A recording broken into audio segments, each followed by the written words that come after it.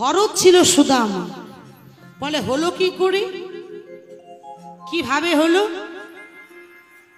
না, যখন মা কইকে রামচন্দ্রকে তিরস্কার করে বনে পাঠিয়েছিল, কি বলেছিল, রাম যেন 14 বছরের জন্য বনবাসে যায় আর ভরত হবে এই রাজ্যের রাজা, কইকেই বলেছিল। আচ্ছা মা কইকের কি এমন ক্ষমতা বলো তো যে ভগবানকে বনবাসে পাঠায়? আছে ক্ষমতা? কইকের কি ক্ষমতা যে রামচন্দ্রকে বনবাসে পাঠাবে? তবু পাঠিয়েছিল কেন না, রামচন্দ্রের ইচ্ছা ছিল। রামচন্দ্র নিজে বলেছিল, মা কইকেই তুমি আমাকে 14 বছরের জন্য বনবাসে পাঠাবে। কইকেই বলেছিল, বাবা রাম তুই কেন বনবাসে যেতে চাস? রামচন্দ্র বলেছিল, মা আমি যদি বনবাসে না যাই সীতা হরণ হবে না, সীতা হরণ যদি না হয় রাবণ উদ্ধার হবে না, আমি যদি বনবাসে না যাই আমার ভক্ত হনুমানের সাথে আমার কখনো দেখা হবে না, আমি যদি বনবাসে না যাই সবরই উদ্ধার হবে না, আমি যদি বনবাসে না যাই অহল্যা উদ্ধার হবে না। মা আমি যদি রাজ্যে থাকি আমার ভক্তরা যে আমার আশা পথে নয়ন দিয়ে বসে আছে, তার জন্য আমাকে রাজ্য থেকে বাইরে বেরোতে হবে। আর কে বাইরে বার করবি? তুমি। বলো মা, মা কইকে কি বলেছে বলো মা, তুমি তুমি আমাকে 14 বছরের জন্য বনবাসে পাঠাবে তো? কইকেই মা কেঁদেছে, বলেছে বাবা রাম তোকে কি করে বনবাসে যেতে বলবো, তুই যে আমার নয়নের মণি। মা কইকে খারাপ ছিল না, খারাপ ছিল না। মা কইকের সন্তান ভরত, মা কইকে ভরতকে যতটা ভালোবাসতো তার থেকে অনেক বেশি ভালোবাসতো রামকে। আমরা জগৎ জানে, জগৎ সংসার জানে যে কইকেই খারাপ না। রামচন্দ্র নিজে বলেছিল, মা তুমি আমাকে বনবাসে পাঠাবে। কইকেই কেঁদে কেঁদে বলেছিল, বাবা রাম তোকে কি করে বনবাসে পাঠাবো বাবা আমি, তুই যে আমার নয়নের মণি। বলেছিল, মা তুমি যদি না পাঠাও আমার ভক্তদের সাথে যে আমার কখনোই দেখা হবে না মা। এই বলে রাজা দশরথ যেদিন ঘোষণা করলো যে রাম রাজা হবে, তার আগের দিন বনবাসে পাঠানোর জন্য কইকেই দশরথকে বলল, রামচন্দ্র যাবে 14 বছরের জন্য বনবাস আর ভরত হবে রাজ্যের রাজা। রাজা দশরথ জানালো সংবাদ রামকে, বাবা রাম তোর মা কইকেই চায় যে তুই 14 বছরের জন্য বনবাসে চলে যা। রামচন্দ্র বলেছিল, বাবা মা যখন চায় যে আমি বনবাসে যাই তখন আমি বনবাসে যাব, আমি বনবাসে যাব, তুমি চিন্তা করো না বাবা, 14টা বছর এমনি এমনি কেটে যাবে। রাম লক্ষ্মণ সীতা 3 জনে যখন বাইরে বেরিয়ে যাচ্ছে পরের দিন সকালবেলায়, মা কৌশল্যা কত কেঁদেছিল, রামের মা মা কৌশল্যা কত কেঁদেছিল। বনবাসে যাবার সময় তার থেকে অনেক বেশি কেঁদেছিল মা কইকে। রামচন্দ্র যখন বেরিয়ে চলে যাচ্ছি লক্ষ্মণ আর সীতাকে নিয়ে, মা কইকে অন্তরে কেঁদে বলছে, ওরে রাম রে, ওরে রাম রে, আমাকে ছেড়ে চলে যাস না, আমাকে ছেড়ে চলে যাস না, আমি প্রাণে বাঁচিব না, বাঁচিব না, ওরে আমার নয়নের মণি, ওরে আমার বাবা নাথ, ওরে আমার অঞ্চলে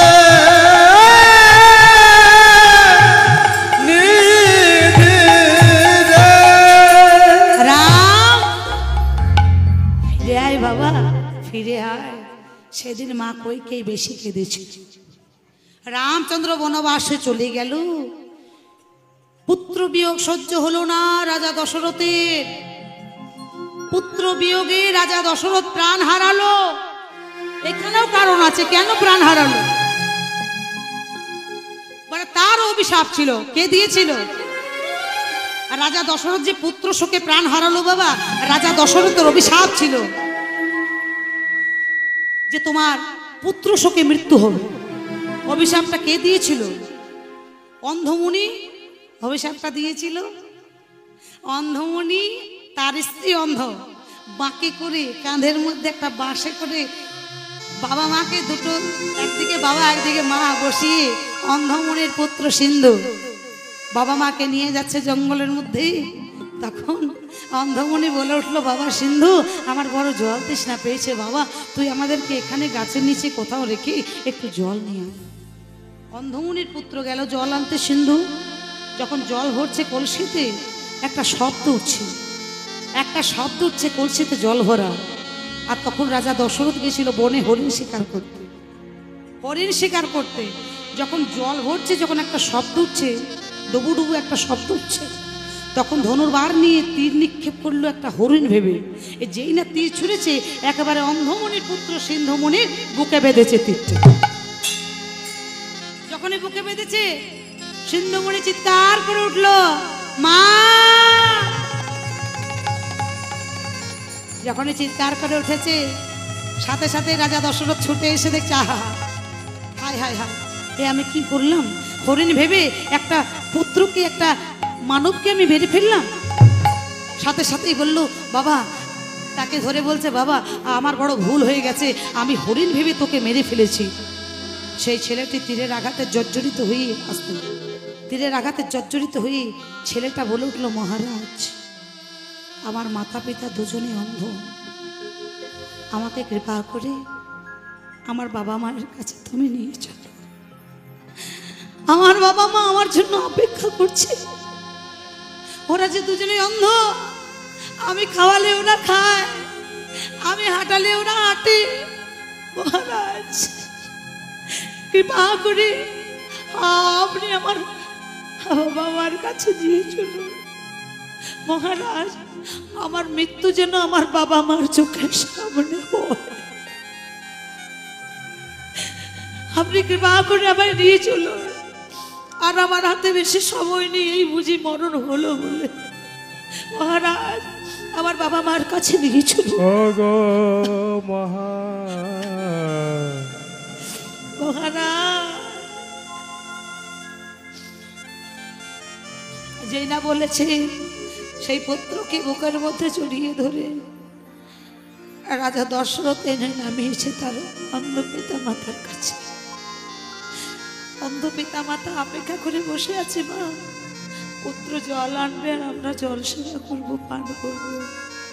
যখনই এসেছে, অন্ধমুনি বলে উঠলো, পুত্র, বাবা সিন্ধু এলি, তুই এলি? পুত্র বলে ডাকার ঠিক আগে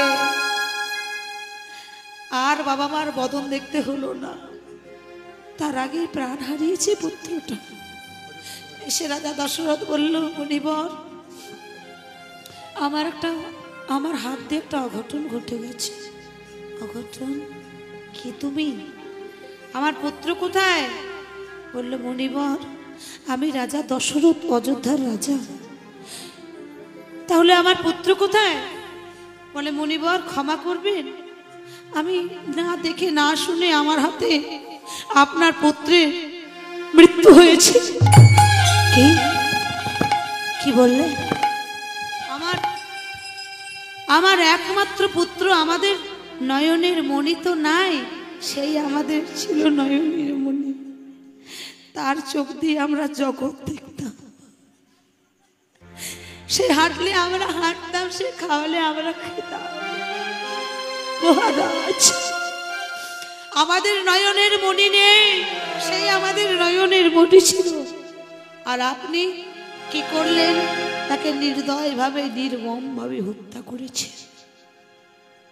দেখুন মহারাজ, পুত্র শোক আমরা সইতে পারবো না, আমরা পুত্র শোক আর নিতে পারবো না।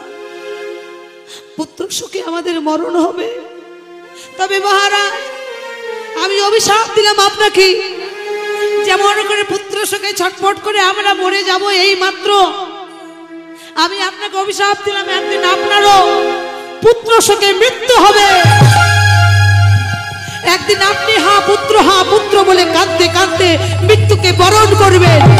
আমি অভিশাপ দিলাম। মুনিবাক্য লয় হয় না, অন্ধমুনির অভিশাপী রাজা দশরথ পুত্র শোকেই মারা গেল।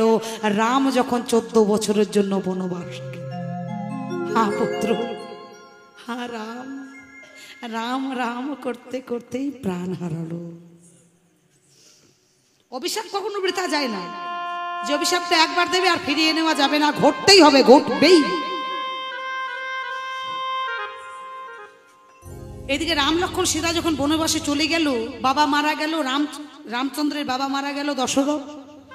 মামা ঘরে ছিল শত্রুঘ্ন আর লক্ষ্মণ, শত্রুঘ্ন আর ভরত। লক্ষ্মণ গেছে রামের সাথে বনবাস। মামা ঘর থেকে ফিরে এলো যখন পিতা মারা গেল। এসে মা কইকেয়ীকে প্রশ্ন করলো ভরত সর্বপ্রথম, মা দাদা কই, দাদা কই?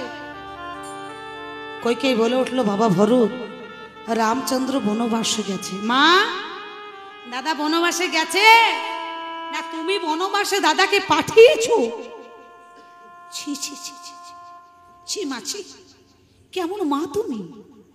শুনেছি নাকি মা মমতাময়ী হয়, কিন্তু তুমি তো নিষ্ঠুর। শুনেছি মায়ের নাকি মমতায় পরিপূর্ণ থাকে হৃদয়, তুমি তো পাষাণ। কেমন মা তুমি? মা হয়ে সন্তানকে বনবাসে পাঠাতে পারলে তুমি? বাবা ভরত, তোর সুখের জন্যই রাজ্যে তো যেন তুই বসতে পারিস না। কিসের সুখ? যেখানে আমার ভগবানের মতো দাদা রামচন্দ্র নেই, সে রাজ্যে আবার সুখ? তোমাকে মা বলতে আমার ঘৃণা করছে, তোমাকে মা বলতে আমার লজ্জা করছে। কইকেয়ী তিরস্কার করছে, বলছে চললাম আমি বনবাসে দাদাকে ফিরিয়ে আনতে। বনবাসে গিয়ে বলল, দাদা তোমার চরণে ধরে মিনতি করি, দাদা তুমি দয়া করে কৃপা করে বনবাস থেকে রাজ্যে ফিরে চলো। রাম বলল, না ভাই, আমি যদি এখন বনবাস থেকে ফিরে যাই, সকলে বলবে যে পিতা মারা যাওয়ার পর রামচন্দ্র নিজের কথা না রাখতে না পেরে 14 বছরের আগেই বনবাস থেকে রাজ্যের লোভে ফিরে এসেছে। আমি ফিরতে পারবো না, তুই যা। ভরত তখন বলল, দাদা গো, আজকে আমি তোমার ভাই বলে তুমি আমাকে ফিরিয়ে দিলে, ভাই বলে জোর খাটাতে পারলাম না, সম্মানের জন্য, ভক্তির জন্য আমি তোমাকে কিছু বলতে পারলাম না। কিন্তু দাদা গো, আমি যদি তোমার বন্ধু হতাম তাহলে তোমার হাত ধরে জোর করে টেনে নিয়ে যেতাম। এই যুগে আমি তোমার ভাই ভরত, দাদা গো কৃপা করো, এই জন্মে ভাই হলেও যেন পর জন্মে বন্ধু হইব। হরি হরি বল, হরি হরি বল, জন্মে বন্ধু হইব, পর জন্মে বন্ধু হইব। দাদা এই আশীর্বাদ,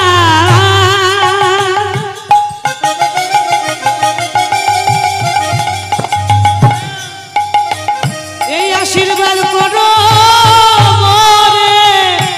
যেন পর জন্মে বন্ধু হইব। ও দাদা এই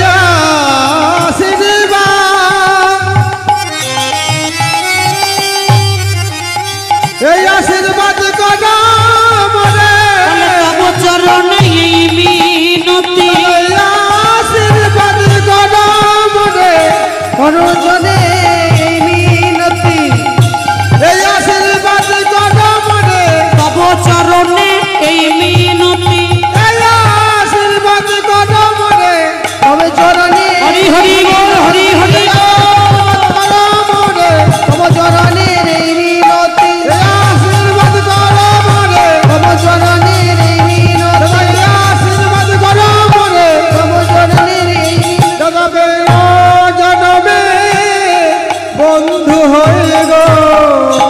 কথা দিল রামচন্দ্র, যে যুগে তুই আমার ভাই ভরত, তব ইচ্ছায় পূর্ণ হোক।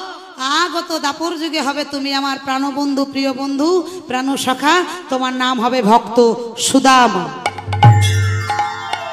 তাই সুদামা ভরত, ভরত সুদামা হয়েছে। হরি বল।